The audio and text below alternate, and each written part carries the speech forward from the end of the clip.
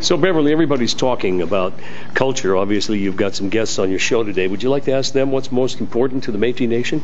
Hi, this is about culture. This is about community. We're going to do it together. So you're going to Trail?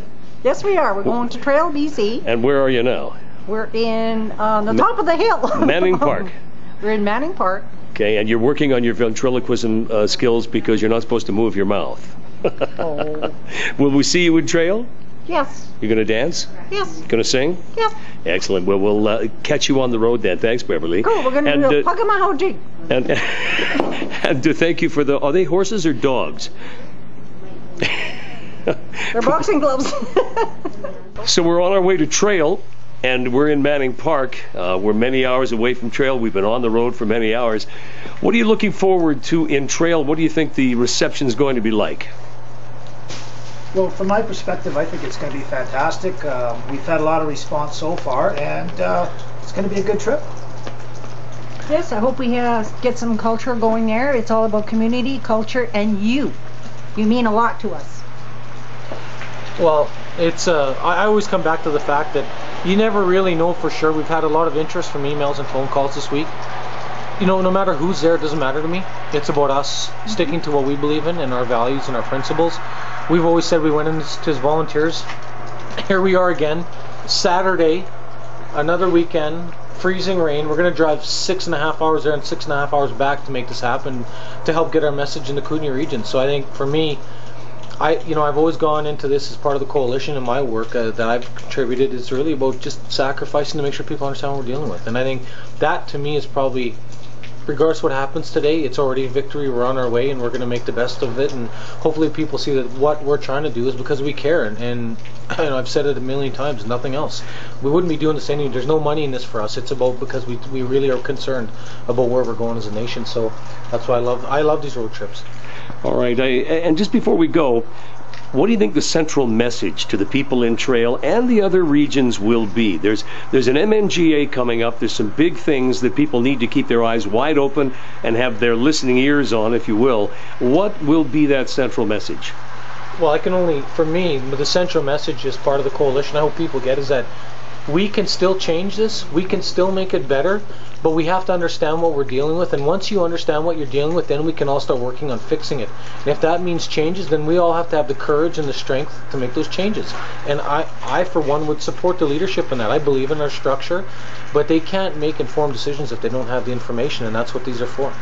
It always comes down to the debt, doesn't it? Well, to me, it really, how can you invest in culture and education and health and the things that are really important for the people, especially housing and things that we do nothing really right now for, when we can't even administer our own money and we're in debt well over, well, we don't know, as we all know, last year was 1.788 million and a total financial risk of 7.5. I mean, I really still to this day think a lot of our leaders are still trying to understand what this could mean. And I, for one, don't want to see the MNBC just fade away into bankruptcy. I think that there's still the governing body is needed. We need to fix it. Well, let's go to Trail and see how the people take that message. All right. Thanks. Thank you.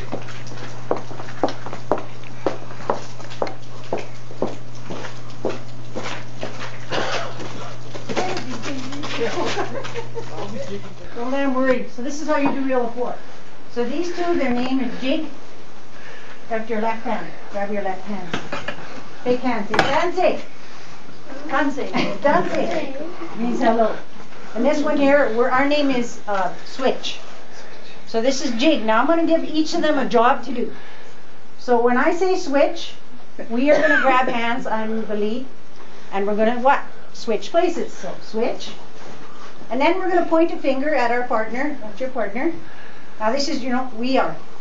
Okay? And we're going to give you your job, okay? Now we're going to be bossy. We're going to tell them, Jig. So you guys, for now, you're going to grab your left hands.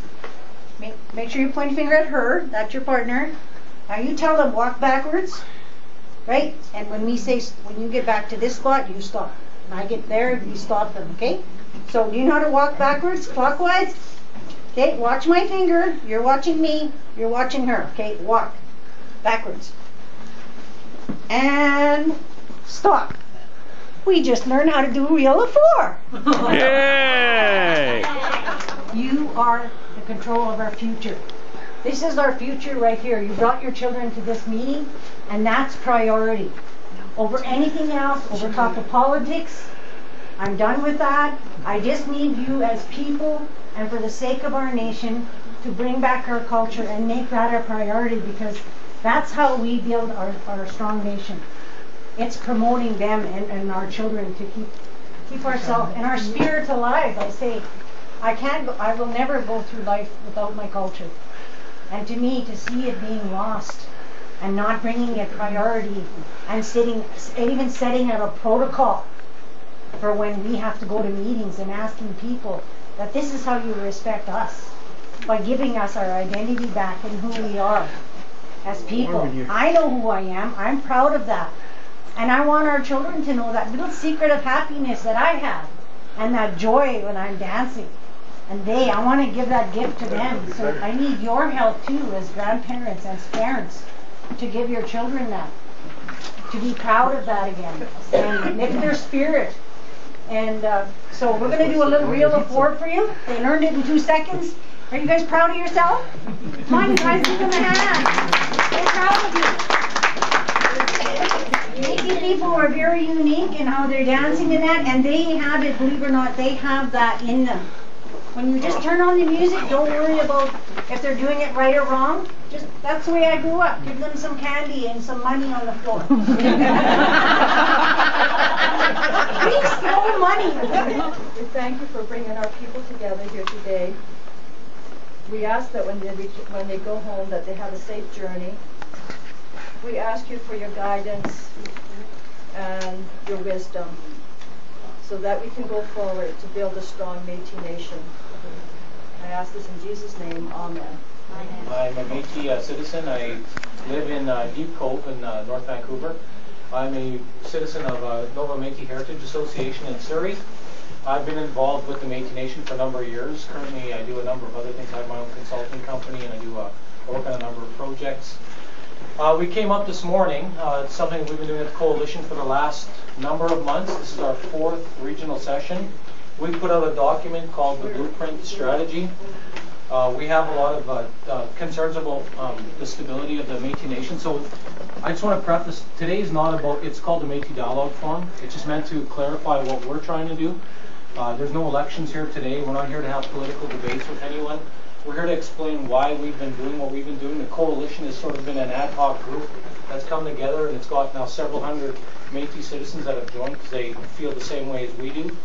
So we've presented the document today. We're not going to go through it line by line, but we're going to go through a high-level introduction, and we brought Beverly up with us today to help showcase that paramount to what we're doing and why is because of culture and the importance of that piece and what we're doing as a nation. So for those of you that aren't here, maybe just kind of saw the ad in the newspaper, we do thank everyone for being here. We don't know that it'll take that long. They're about an hour, to go through the documentation, and we're certainly open for questions and answers and some open dialogue. It's just meant to have an open dialogue. The outcome of this for us, and I'm sorry, just so you're wondering who this guy's walking around, we're videotaping our sessions for our own safety. We've had our challenges within our nation for what we're doing. That's our protection, that we know what we've said is on record, and so forth. So that's why the videotaping is here, and we refuse to not have a meeting without that because of the challenges we faced as we've gone on, I guess, this difficult journey. There's no pay for this. It's volunteer. We got up at 5 o'clock this morning and we drove here, so if anyone wants more motivation, it's certainly not for finances. I think we had Thank you for coming here today, because I know, on a Saturday it's tough. It's, you got family things to do, and we really appreciate you guys coming here to, basically we're here to help educate you and bring you up to date on our blueprint strategy. And again, thanks for coming. What it does is describe the issues in detail, and I'm not sure if people have been following what's happening. We've got a coalition website, and I'm not sure if people have been to it or not. It has been quite popular though for a lot. We've had over 108,000 views on the site in the last 12 months. So people are engaged, good, bad, or whatever. So we tried to have responsible public debate in using social media. And the 6 issues are really around the governance structure. We think there's things that have to be addressed. The administration operational business plan, and I'll come back to that. The election process, the school, the catering company, legal counsel, and cultural awareness. And I'll just sort of describe some of that in here. Having a place where they can support culture and awareness, passing information. And I know in a lot of regions right now, there's a lot of communities that just simply are folding. They haven't had a meeting in a long time. There's no infrastructure. And so that's an issue that we can't ignore and we believe needs to be brought back into the light. We don't believe the constitutional legislation is being followed. And we believe that right now, one of our recommendations, if it's not the CCMC because current leadership at the MNBC believe we're against them, then at least get a task force put in place to start tackling this. So get independent Métis citizens that want to get engaged and work. You know, this is probably our most important, and that's why we've asked Beverly Lambert and others to come help us at these regional sessions. You know, I'm proud to be Métis. I grew up Métis. I didn't just become Métis because I had a job in the Métis Nation. I grew up in Prince Albert knowing full well my family, my culture. It doesn't make me better. I knew where I came from. And you know, I don't see that at all in my community where I work, and I've tried to not fight with people about this stuff, but I think that we need to identify what investments are really made for Métis cultural awareness. We've got a Spirit Festival coming up. We've all heard about, if you've been following it, MNBC got awarded money, and the Spirit Festival was to remember the 2010 Winter Olympic Games. 49 projects throughout the province were given some money. We've asked simple questions of the director at MNBC, who's dealing with the sort of the organization of it, and the minister of culture, language, and heritage at MNBC, and we can't tell. Originally in their press release, MNBC said, and this is just another example. First of all, there's been very little investments to the communities that we're aware of. But in this case, this is just another example where you say to yourself, okay, they got $36,000, which really isn't that much money to support a provincial organization and all the communities with culture.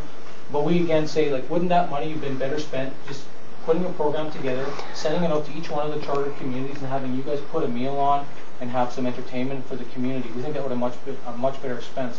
What we believe is going to happen is that $36,000 will be used to bring a handful of entertainers together into Abbotsford at the school and help pay for travel to the Métis Nation Governing Assembly. And if we're wrong, then we'll apologize.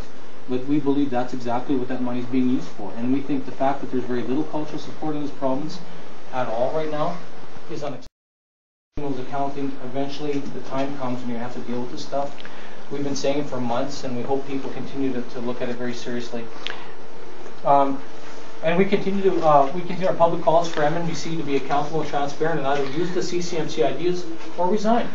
We make no bones about it. Not Terry, of course, because Terry's new. Sorry, Terry. And I'm not saying to be rude, but the reality is for us, we make no bones about it. I mean, to let this happen in a non-profit society anywhere else that I'm aware of, people, heads would have rolled, no matter whether it was management or the leadership.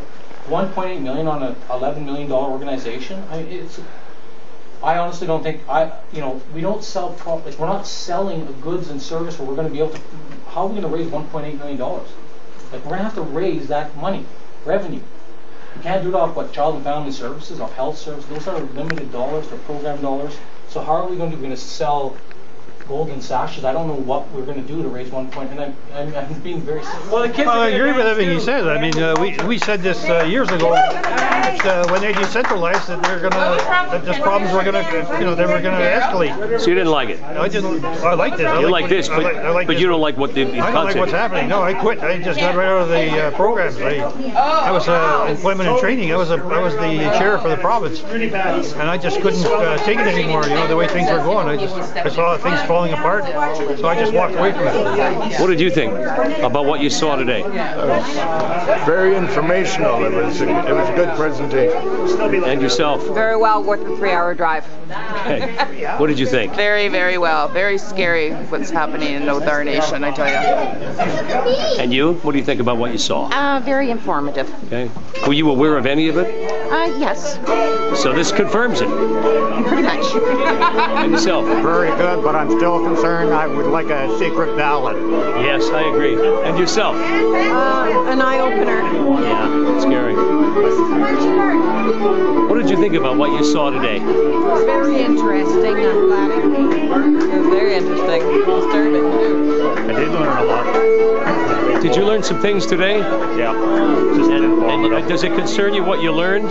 Yeah. Did you learn some? Yeah. You know this stuff. And yourself, sir? I definitely learned something today, and I am very concerned. And yourself? Did you learn something today? Did you learn something today? I learn something every day. And what about this, the MNBC? Does it? I didn't know. Did it concern you? It does concern me. Did it concern you? Very much. Actually, I've known what was going on down there for a long time. I'm not very happy with them down there. So I hope they put that to their face.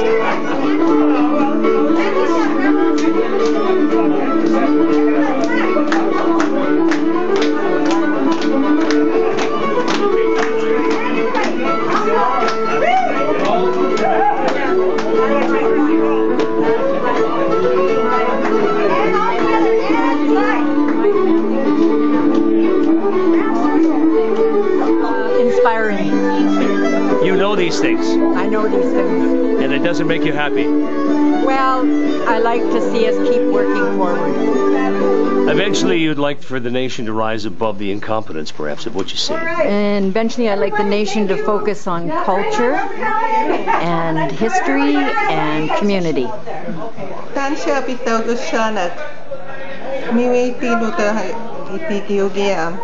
Are you a cutter by nature, a guy who cuts budgets, or what are your thoughts? There's a lot of debt to recover.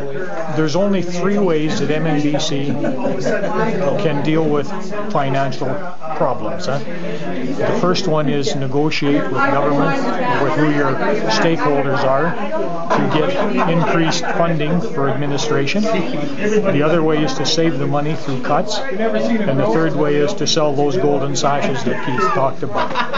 You have to provide some sort of a service to make money same way as any other business does. There is no other secret way to do it. So it's really simple. If you don't have the money, you can't spend it. What's your sense of where governments stand these days? Are they cutting back themselves? Yes, government is cutting back, and that's part of MNBC's problem is that, like you talk about 15% for administration. That's not always there. There's some service programs that you only get 5% on. Some you get 10, some you get 15. But they're tough to negotiate for new, fresh money for old debts.